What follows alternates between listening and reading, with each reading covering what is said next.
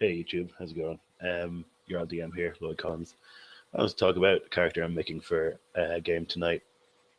Andrew Knapp is running a round robin diceless D&D game where we're all going to DM for each other. And what we decided to do was roll just 3d6 down the line stat wise. That's interesting. I've never done that before. And it's led to a bizarre character. So I'm going to, let's see here, share that with you. So if you have a look here, I've called him Thanatos Man Reaper. You can see here his stats. These are after various effects. He's level 11, so he's had a good bit of stat boosts. But even so, he's got a 4 in Charisma and a 6 in Constitution. Um, so initially he had a 7 in Strength as well. So I figure he's very weak in body. Um, he's pretty frail, and I thought immediately that he's sickly. So what I figured I would do is I would make him a cleric, but a cleric using the new death domain from the DMG.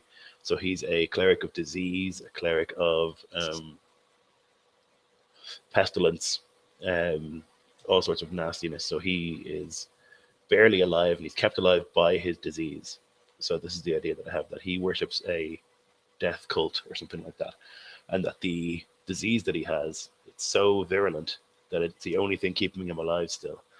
Um, he has high wisdom, which is good for a cleric, but he's got 6 constitution, he's got 9 strength, and 4 charisma, so he's really repulsive to look at. Oh, I should have clicked these. So yeah, so what I did, first of all, put in proficiency after I put my stats in. I wrote all this stuff in here. I've made him neutral evil, so he's out for himself. I gave him the sage background because I figure he's going to be pretty learned.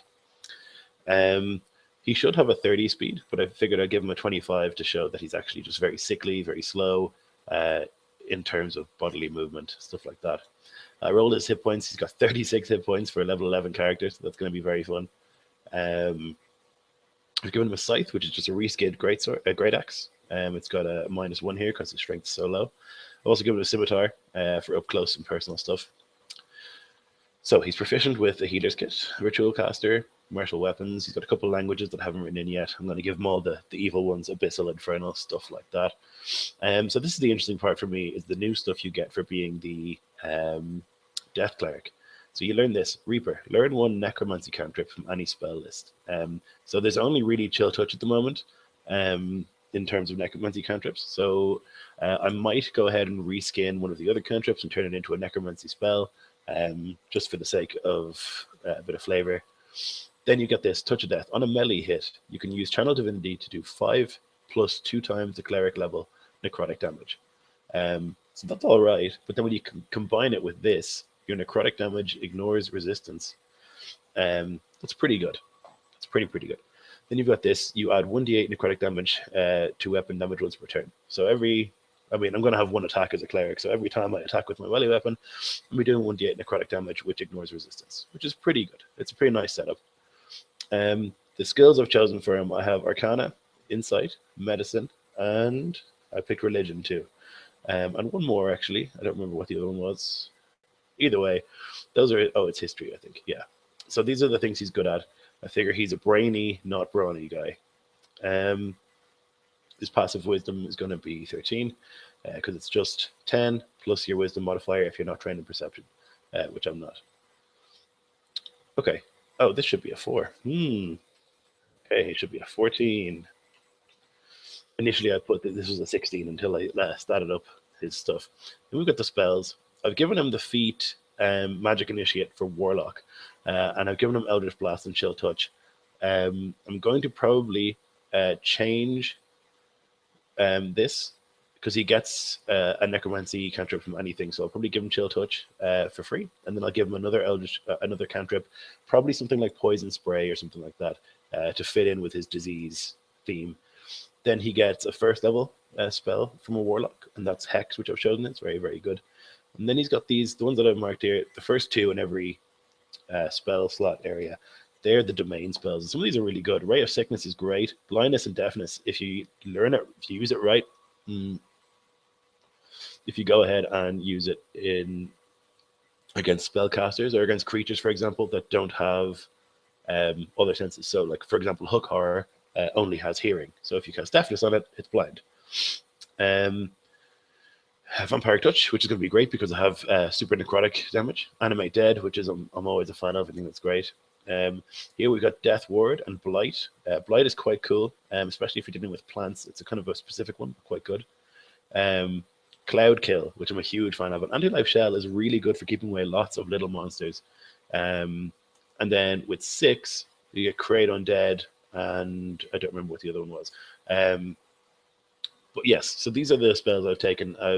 As a cleric, you know all the spells. I didn't write down all of them. I wrote down the ones I think I'm going to use most of the time. For example, like Insect Plague seems to make sense. Contagion, for example, also makes a lot of sense when you're thinking about a disease cleric.